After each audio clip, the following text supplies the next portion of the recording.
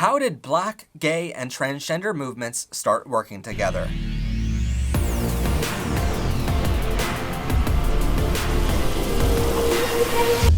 Many people across North America, Europe, and much of Asia and Latin America are finally accepting homosexuality into society. A majority of Americans support transgender people as well. Granted, it is the minority we hear the loudest voices from, because hate spreads much faster than love does. But it's a simple fact that more people support lesbian, gay, and bisexual equal rights compared to those who support transgender rights. And as a researcher, I find this odd. We've covered on this show before how your gender identity and your sexual orientation are both just as valid, but I've always wondered why society doesn't approve of trans people more than gay people.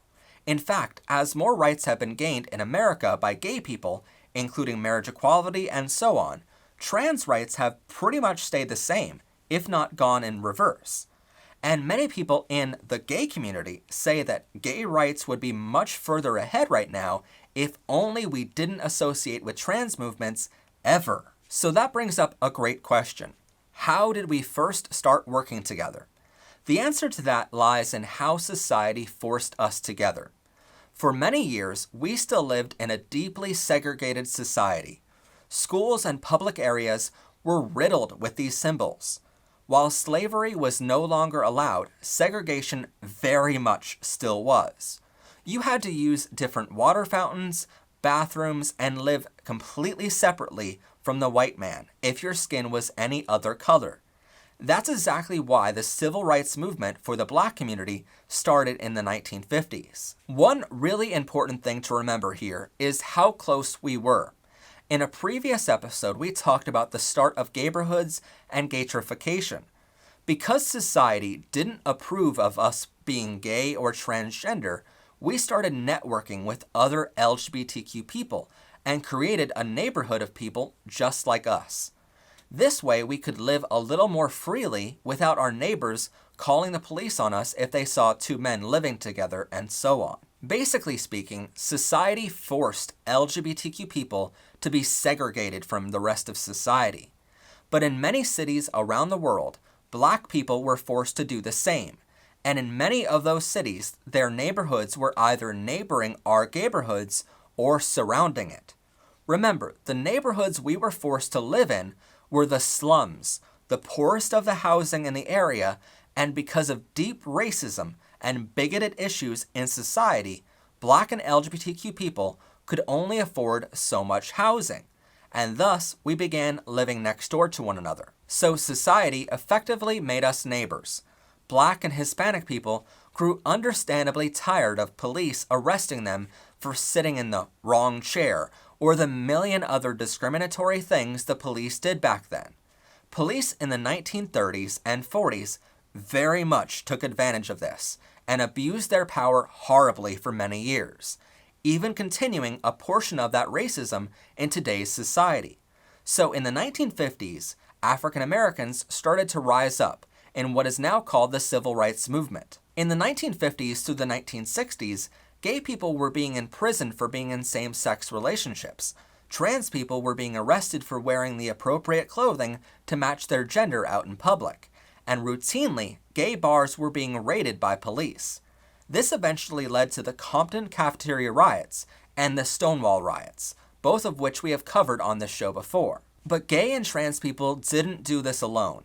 The person who is widely credited with throwing the first brick at Stonewall is a woman named Marsha P. Johnson, and she is actually a fantastic example of how we all started working together.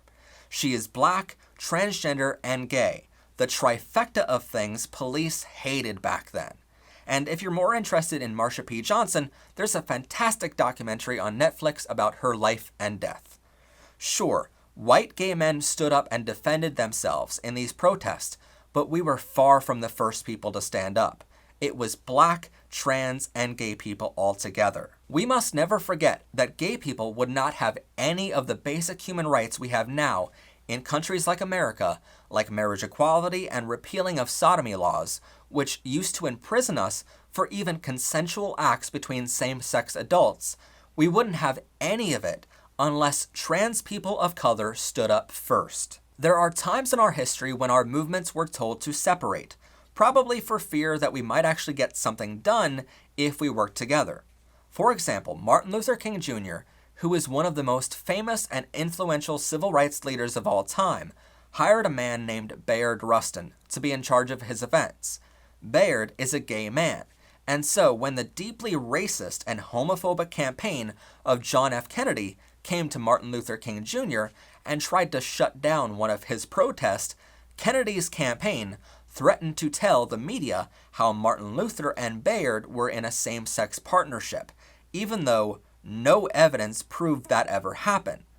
Dr. King later wrote how horrible he felt having to fire Bayard Rustin because of this perception of him being gay, but the damage was already done. If you look back at history, you'll notice tons of people fighting for all of the same rights together. Gay people were being imprisoned, so were black people. Trans people were being beaten up by police, so were black people. And in many headline cases, the people who led the movements were both LGBTQ and black. Make no mistake, society forced us together. Society redlined our communities together so we would all live together. They didn't care where LGBTQ people and black people lived. They just didn't want us living near them. Even after we started fighting back, the rest of society kept creating or upholding laws which severely discriminated against all of our communities. So when it came time to protest, generally speaking, we were protesting the same laws the government was creating to keep us all down.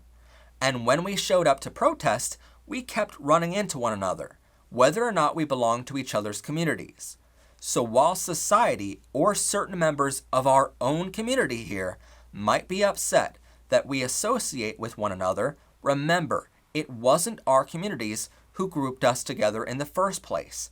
We were forced to be neighbors, and through the constant discrimination we all faced together, we became friends and allies very quickly. But most importantly, no, now is not the time to separate our movements. We started this fight for equal rights together, and we will win this fight together if only we stick together here.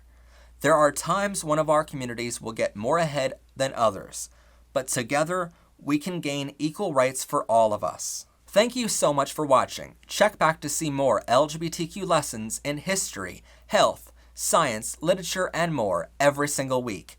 As always, I'm your host, Professor Pride. Have a gay day, everyone, and bye for now.